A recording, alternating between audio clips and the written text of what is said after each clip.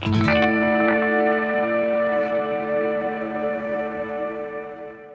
guys, so today I want to introduce the topic of reading sheet music. Now, there's a lot to reading sheet music, and this is not comprehensive in the slightest, but I want to kind of plant the seed, and we'll kind of get an understanding as time goes on. But today we're talking about the difference between treble and bass clef, looking at basic staff, and kind of understanding what each line is and what the spaces are, that kind of thing. So without further ado, let's get into it. All right, so I'm sure you've all seen something that looks kind of like this. You know, it's got lines, it's got a funny looking symbol, some numbers, some letters. Now these are called musical staffs. So I want to get started by saying that you do not have to know how to read these. It's a good skill to have, but 99 times out of 100, you're never going to need to know how to read these. Again, it's good to know, and if you have ideas that you can write in standard notation, say you want to have a saxophone player or, you know, violin or something, play on a song, if you can write down an idea in a notation that they're familiar with, all the more power to you. Now, this top one here with this symbol signifies a treble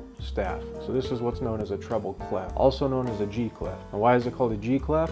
If you look right here, there's a little circle thing with a line through it, and where that crosses centers around G. So if you don't know what notes belong on the staff lines, you just look for that right there. It tells you that G is right there, and then you can move up and down from there. Okay, now that we know what the treble clef signifies, let's go over to these numbers real quick. I'm not going to go too in depth, but basically 4/4 is the time signature. Now 4/4 is known as common time. So you'll see the C on this bottom bar right here. C just stands for common. So these are both technically in 4/4. For now, just know that this is the time signature of the bar. Let's talk about what each one of these lines is now. Again, we said G is right here where that circle centers on. We have E, G, B, D, and F. So we're basically reading from bottom to top, E, G, B, D, F. Now a good mnemonic to remember this by is every good boy deserves fudge. E, G, B, D, F. Every good boy deserves fudge. But what about the spaces in between? What do they mean? Right here you can see I've got F, A, C, E. So the lines skip around by one letter, and the spaces in between fill in that gap. So again, F, A, C, E. I just remember that as face. All right, so this one on the bottom here, you'll notice we have a different symbol. This is called the bass clef. There's a couple of differences between this clef and the treble clef. Aside from the symbol being a little bit different, the notes on the bar lines are also different, so they're kind of shifted. Up here we talked about a crosshair looking thing on the G line. Down here, the focus is going to be F. So you might see there's a dot right there on this line here, and then two dots surrounding it.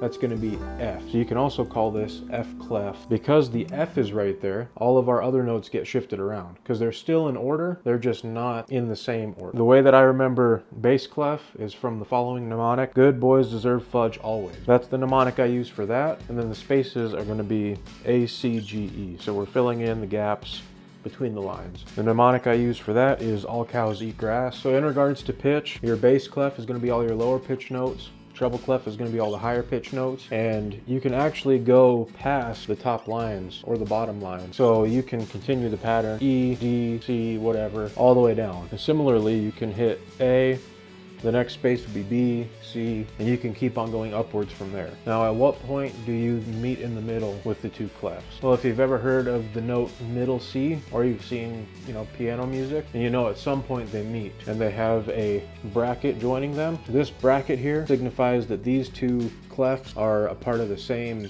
music. So now to middle C, that's basically the halfway point between the two clefs. And if you take a look here, we have A on the line, B would be the next space, and then if you were to draw kind of a floating section of a line and then put a note on it, you would hit middle C. Same thing, if you start on the very bottom line of the treble clef, so E, the next space would be D, and if you draw an imaginary line, middle C.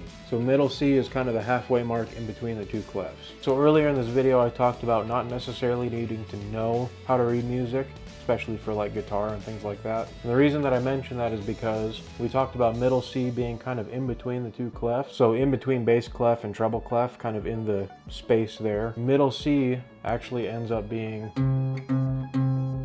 that C right there.